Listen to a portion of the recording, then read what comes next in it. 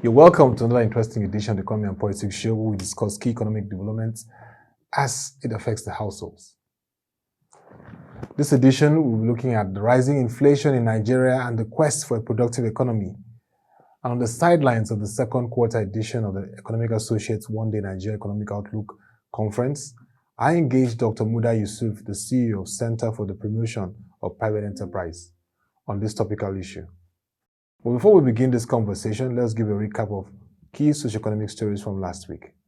As petrol scarcity in Lagos, Abuja, and other cities persist, petroleum product marketers under the aegis of the Major Oil Marketers Association of Nigeria have said the most viable solution to the supply and distribution challenges is full deregulation of the downstream oil and gas sector.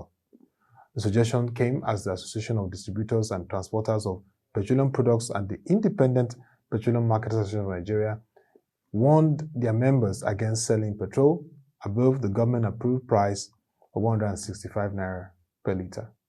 And that was the major story of last week, as it covered all the discussions across the country, subsidy removal or not, and the rising price of fuel across the country. We're seeing scarcity, seeing queues across major cities, and it's a concern. Now let's get on to our conversation for today. I asked Dr. Muda Yusuf about his perspective on the concerns raised by World Bank over 1 million additional Nigerians on the threat of being pushed to the poverty bracket because of inflation, and this was his response. Well, there is a very strong correlation between inflation and poverty, because inflation erodes the purchasing power of the people. And for majority of our citizens, their nominal incomes have stagnated. For some, nominal incomes have even reduced. And for many, they don't even have an income at all. So if you have that kind of situation, and you have inflation rising at the rate that it's rising, it's a no-brainer that more and more people will drop into poverty, abject poverty for that matter. Because, just look at it. Although we say inflation, the last inflation figure was 17.7%. That's if you are taking a whole lot of basket of goods. Just isolate the critical things that the average consumer consumes. You get an inflation rate that is not less than 50% year on year. Some prices have doubled. So what is the implication of that? It's more poverty. Income is not growing. Prices are increasing. Unemployment is increasing. It's like a condition they refer to in economy as stagflation. Stagnation and inflation. So I agree perfectly with the World Bank that for as long as the current trend of inflation continues, for so long that more and more people will be dropping into the bracket of abject poverty. And the thing is that all the key drivers of inflation, we don't seem to be doing anything about it. Some we don't even have any handle of them.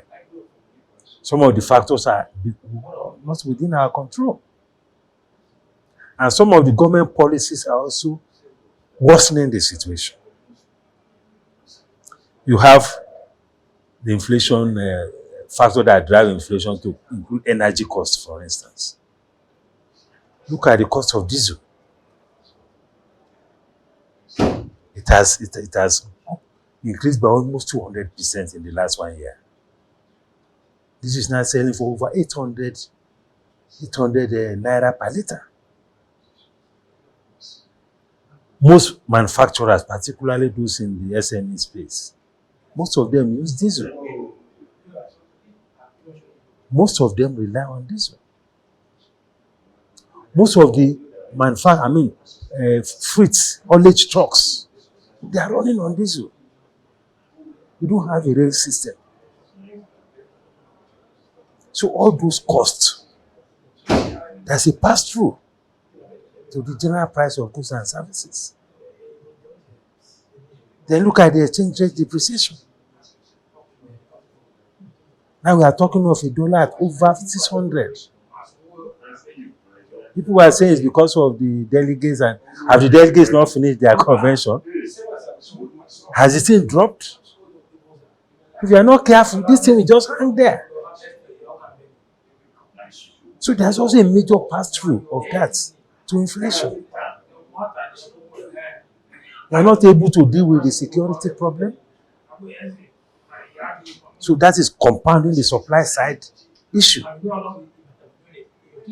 And to make matters worse, because of the way we have managed our finances, because government spending, the current, keeps going up, even in the face of declining revenue. The deficit is growing. So there's a lot of domestic debt financing. There's a lot, more importantly and more disturbing, CBN financing. These are the problems. As at the last count, what I was reading was about outstanding ways and means of almost 19 trillion. This is highly inflationary and a complete violation of the CBN Act. So these are some of the key issues. And unless we begin to address them one way or the other, this problem will persist. Based on the socio-economic challenges pervading the country at the moment, I engaged Dr. Muda Yusuf on what the fiscal policymakers should be focusing on at this point.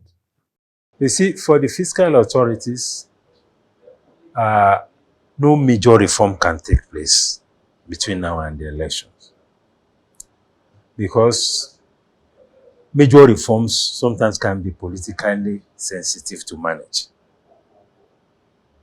I'm talking about reforming the oil and gas sector. You can see the way the whole thing was now almost put on a reverse gear, even after putting so much effort into the Petroleum Industry Act. It's like it's practically on suspension. So you continue to grapple with all these problems in our energy sector, because nothing major is going to happen. Then, of course, we have issues of the refineries. They promised us that within 1 year or so, the refineries will come on stream. If that is able to happen, maybe that could mitigate or moderate the adverse effects of all these global issues around the energy crisis. Because as an oil-producing country, this is the time that we should be smiling, both from the point of view of supply of petroleum products and from the point of view of even foreign exchange earnings. Our reserves should have been more robust by now. Our currency should be getting stronger. So if there's anything we can do, or if we can find any low-hanging fruits in the oil and gas sector to minimize the shock of all this Ukraine-Russian problem, that will help. And the window we have is to see how we can accelerate our refineries coming on stream. And if there's any way we can also support Dangote to also quickly come on stream. That, I'm sure, will be something that will help.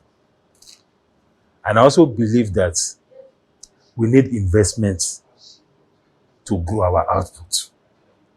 If there's an output growth, it will also help to moderate inflation. If you have foreign flows of investment, it will help to improve the supply of foreign exchange. But the foreign exchange policy is a stumbling block. It's a stumbling block. I mean, look at all the discussions we have had. It's about FDI. That the prospect of FDI boosting our reserve is much higher than even exports. But have we created the environment for FDI to come in? With the kind of foreign exchange policy when an investor will come in, you are not sure whether you'll be able to repatriate your profit or dividends. You come into an economy where there are almost 10 different kind of rates. You come into an economy where there is no functioning foreign exchange market. The in window is just like an allocation platform. So the dysfunctionality in the foreign exchange space is part of the problem. Because this country has a lot of potentials. You have the capacity to attract a lot of private capital, both from the portfolio window and from the FDI window. And this will help to boost our supply. But the foreign exchange policy regime is a big problem. And unfortunately, the CBN said it's a homegrown model of managing the economy.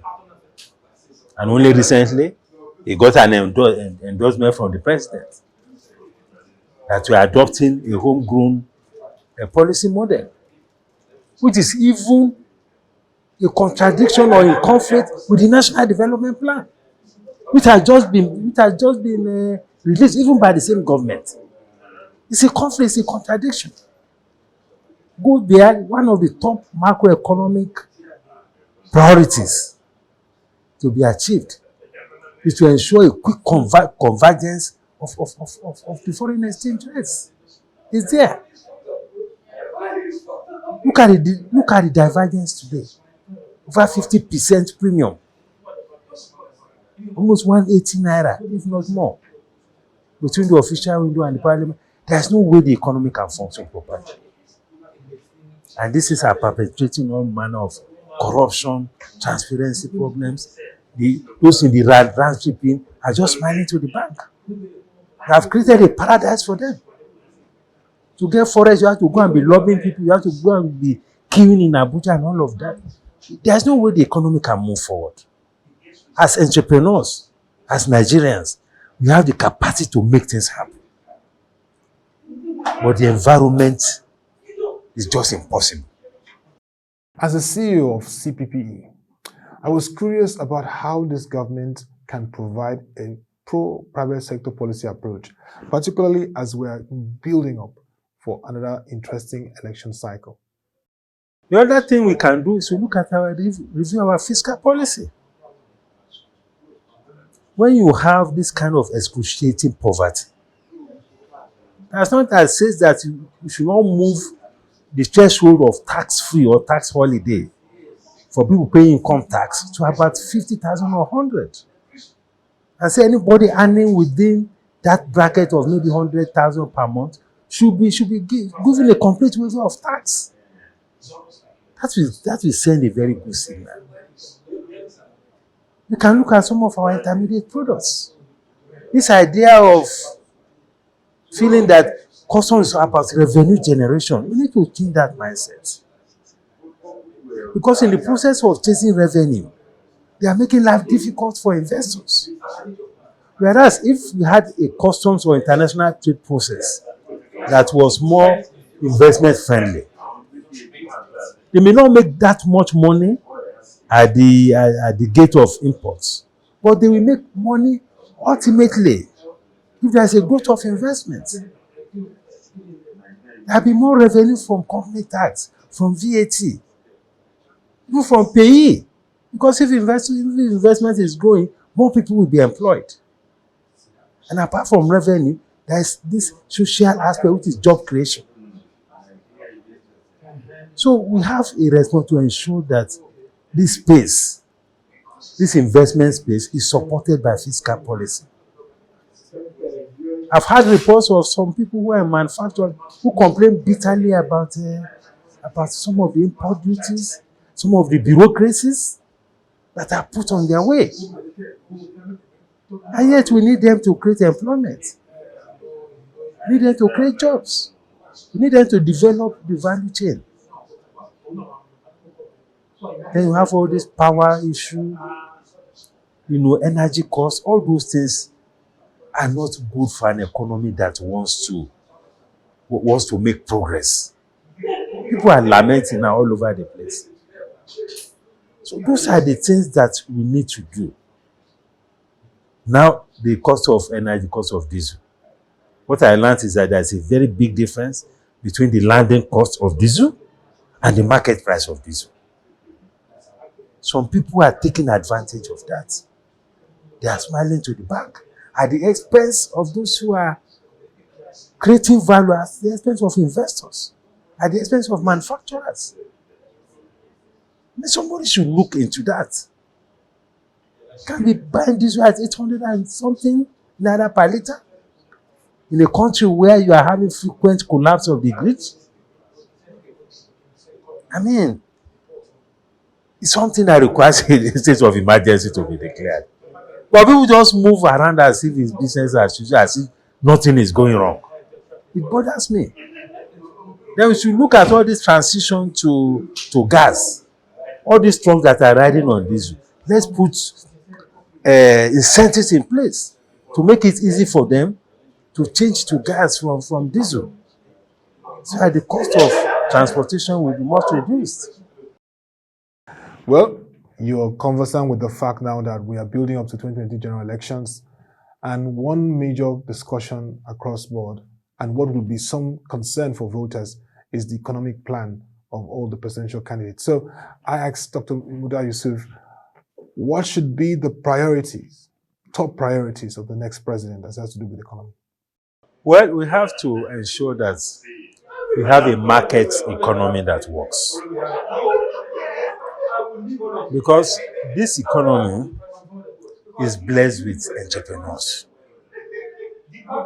It's blessed with people who are very resourceful. It's blessed with talent. But if you have a very good framework that allows for these talents to manifest, that allows for this entrepreneurial energy to be unlocked, it will help a great deal. And some of the things that is required is to ensure that first you have a level playing field. You have transparency in policy. You reduce the burden of the bureaucracy on businesses. And you create what you call an enabling environment, either in terms of the structural environment, the regulatory environment, the institutional environment. In all these areas, there are needs for reforms. Then we need to reform our foreign exchange markets. There is no way you can go investment if your foreign exchange policy environment is not supporting investment. If it's so volatile, if it's so unpredictable, if it's creating a lot of arbitrage, it's a big burden on the economy. Then we need to quickly reform our oil and gas sector. These are areas in which we have comparative and competitive advantage. Nigeria should be the hub of oil and gas for the rest of Africa. And it's just policy. It doesn't cost money. Is it not policy that changed the face of telecoms? Government didn't spend a dime. Look at what the sector is today. Over $20 billion have been brought in as investments. Look at the quality of employment that has been created. We can replicate that. You know? And we check all our SL, our redundant assets that are all over the place. If you can't make use of them, let the government sell it out, so that people can convert those assets, you know. Then our international trade process, we need to tidy it up. The international trade process is a big burden on anybody doing business. So those are some of the things I think whoever is coming in has to deal with. You know? Interesting insights, and of course, every time we engage with Muda Yusuf, the CEO of the Center for Promotion of Private Enterprise, he never fails in driving the advocacy and passion to see an equitable and fair business environment and economy. That'll be all for this edition of the Economy and Politics Show. If you have suggestions, comments, or questions on the topic we discussed today, which was around the rising inflation in Nigeria and the quest for a productive economy, please send them to Abasiekong@proshe.co. Also, you can subscribe to our website, www.proshe.co, to read our latest economic and political articles and market stories as it affects you. You can also follow our social media platforms displayed on the screen. Till we come your way again, thank you for watching and have a nice day.